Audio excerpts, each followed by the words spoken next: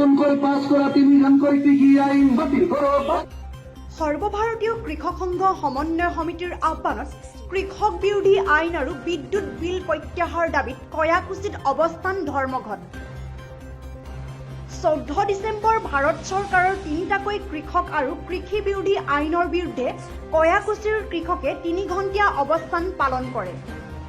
কয়াকুছি বজাৰ তিনিআলিত অনুষ্ঠিত অৱস্থান ধৰ্মঘটত ৰাইজক উদ্দেশ্যি বক্তব্য ৰাখে কৃষক নেতা কলিমুদ্দিন আহমেদ, পিয়াৰুল ইছলাম আহমেদ আৰু জয়নাল আব্দিনে। উক্ত অৱস্থান ধৰ্মঘটত সৰ্বস্তৰৰ কৃষক ৰাইজৰ স্বতঃস্ফূৰ্ত অংশগ্ৰহণ আৰু সহযোগিতাই ধৰ্মঘটক সফলতা প্ৰদান কৰে। নিখিল ভাৰত কৃষক সভা, চিটু SFI, DYFI, সদৌ ভাৰত গণতান্ত্ৰিক মহিলা সমিতি আৰু অন্যান্য বাওঁ গণতান্ত্ৰিক সংগঠনসমূহে অংশগ্ৰহণ কৰি অৱস্থান ধৰ্মঘটক সফলতা প্ৰদান কৰে।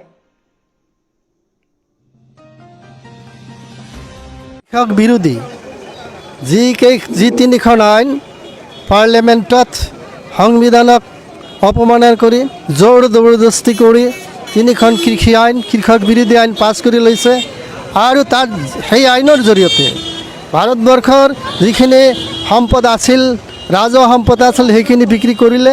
ইতিমধ্যে 3টা আইনৰ জৰিয়তে আন্দোলন দীঘলীয়া হ'ব যিমান দিনলৈকে এই কৃষি 3টা বিল প্ৰত্যাহাৰ নকৰে, সিমান দিনলৈকে কৃষক অৱস্থান কৰি থাকিব, ইয়াক এৰি নিদিব।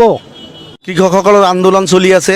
নতুনকৈ কেন্দ্ৰীয় চৰকাৰে প্ৰণয়ন কৰা 3খনকৈ আইন প্ৰত্যাহাৰৰ দাবীত, তাৰ লগতে নতুনকৈ যি বিদ্যুৎ আইন সংশোধন কৰি তেওঁলোকে আনিব খুজি তাৰ বিৰুদ্ধে।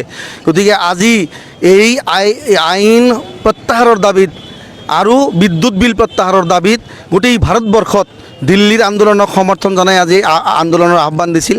এই আন্দোলনৰ প্ৰতি সমৰ্থন জনাই আমি কয়াকুছিতো ইয়াতে আমি সমবেত হৈছোঁ অৱস্থান ধৰ্মঘটৰ মাজেদি। আৰু আমি দাবী উত্থাপন কৰিছোঁ যে চৰকাৰে বিনা চৰ্তে অতি শীঘ্ৰে এই আইন প্ৰত্যাহাৰ কৰক।